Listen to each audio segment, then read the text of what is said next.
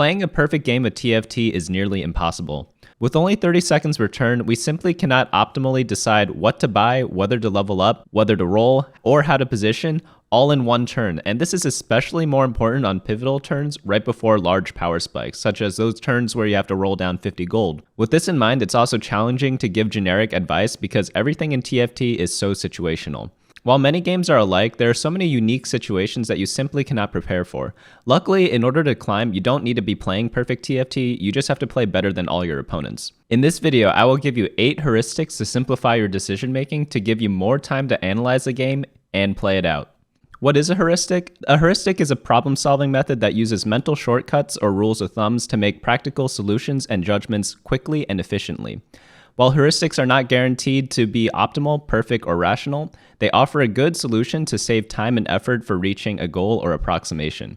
As a human playing TFT and not a computer, these are perfect for us.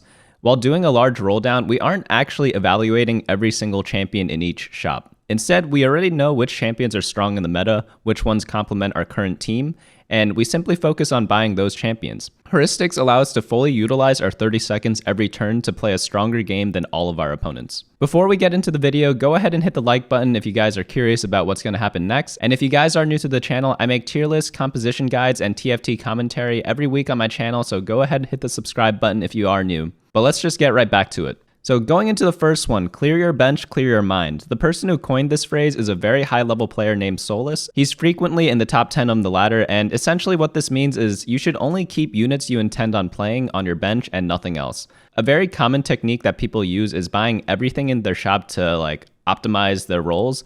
While this is true, buying a unit that you do not care about does increase the chances of getting a unit you do care about on your next roll. The actual percentage increase for that is staggeringly small. Instead, the few seconds you waste buying and selling units you don't actually need will cost you in the long run because you will either not have enough time to finish all of your rolls and be left with 30 gold when you truly wanted to roll to 0, or you will find yourself accidentally selling the wrong units on your bench due to time pressure because there's so much garbage there. So again, clear your bench and clear your mind. Now onto the second heuristic, buy your first chosen. This is going to be a little controversial, but it's a pattern that I've noticed all the top challenger players do. In around 80% of cases, they buy their first chosen that they see. The reason why this is so strong is because you get a guaranteed 2-star unit for stage 2, which saves a lot of health over the course of the game. This plays a crucial role in the meta of playing your strongest board, which is what we've seen in the past couple of sets. While you may be able to get away with not picking your first chosen in lower elos, this is essential to do if you want to play against the best players.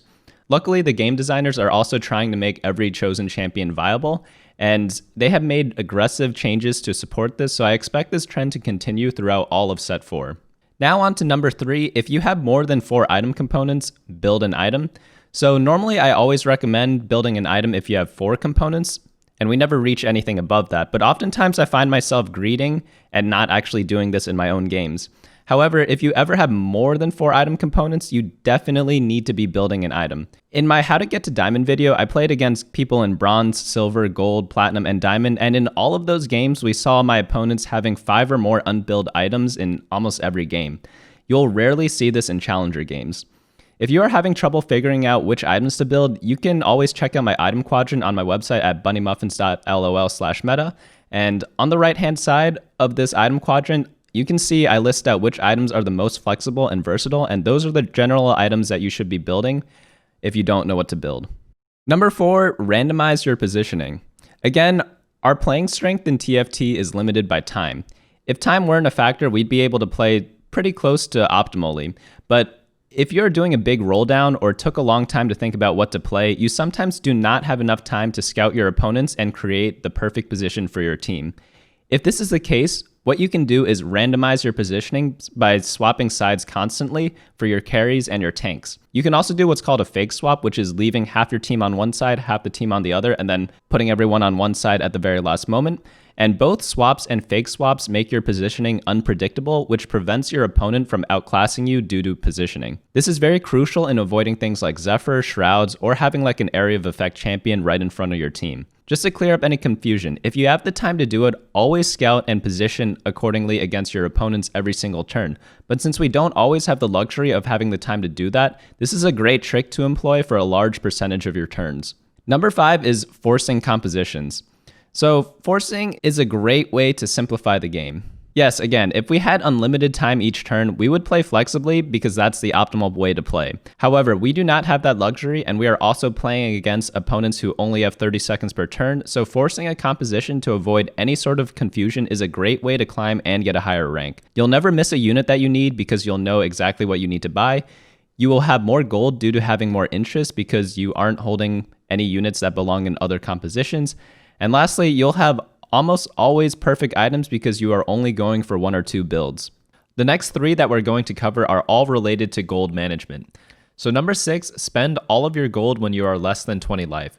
Nothing is worse than dying with 50 gold on your board. If you are below 20 life, you should either be using all of your gold to level up or roll down to 0 in like 95% of situations. Unspent gold is pretty much useless if you die. Getting interest is also useless if you die. It doesn't matter if you are only looking for 1 unit with 50 gold or if you don't have anything that great to put in after you level up. When you're on your last life, you gotta play like it and protect yourself. I see this mistake being made a ton of times by lower level players, and again, in my how to get to diamond video, you'll see me point out very often that my opponents died with like 50 gold on their board.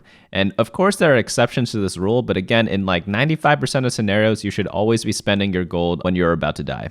Number 7 is never roll to 0 gold during the mid game. So whenever you need to do a big roll down, you should almost never go to 0 gold if you are not low life. If you do go to 0, it's almost impossible to rebuild your economy back up. Instead, what you should do is roll down to 10 gold if you need to do a big roll down. If you go down to 0, you'll have to take an extra 2 turns to build back up to 50 gold compared to rolling at 10 gold. Unless you have a ton of pairs, the last 10 gold that you would hypothetically roll would most likely be inconsequential. Now onto the last one, number 8, roll when you have 4 or more pairs. If you ever find yourself with a ton of pairs on your bench, you might as well just roll 10 gold. The 10 gold will most likely not hurt your economy too much, but it has a very high chance of strengthening your board. So if you're on stage 3-5 with 50 gold, rolling 10 gold is not going to be that detrimental to your economy, and the gains that you get from strengthening your board will most often outweigh that loss. When you have pairs sitting on your bench, you essentially have gold that's doing nothing for you, and it's just sitting there. It's just sitting on your bench. There's not much else to say about that. But if you roll 10 gold and get some of them completed, now you have your full gold working for you on your board, and that's going to save your life total a lot in the long run, which will allow you to greed extra turns later in the game because you could get that extra turn of 5 interest, all because you had more life. Essentially, doing this gives you more life to play with so that you get more gold later in the game. Whenever I analyze the top players, these are some of the tips and tricks that they employ, and again, these are only heuristics and not absolute truths. Being an expert player is knowing when to deviate from these rules of thumb. Following what I laid out here will easily get you to masters without any deviations if you have the rest of the fundamental skills for TFT. You could go beyond masters too, but you need to recognize when to deviate from some of these guidelines if that's the case. Hopefully this article helped you improve your play, and I hope to release a bunch more of these in the future because the more of these guidelines that you add to your arsenal, the stronger player you're going to be because you're going to have more time to do other things during your turn. If this video taught you something new about TFT, go ahead and hit the like button down below, and if you are new to the channel, go ahead and subscribe as well. If you guys want to support the channel even more and you guys think my hoodie is kind of like a little interesting, go ahead and check out the Teespring shop right below the video. I also added a face mask, so if you guys ever wanted to stay safe when you're outside, I added these there too, and I thought that they're a pretty cool design that you can use too. If you guys do end up getting the merch, go ahead and tag me on Instagram and I'll add it to my story for everyone else to see what it looks like. So go ahead and check that out, and I'll see you guys next time.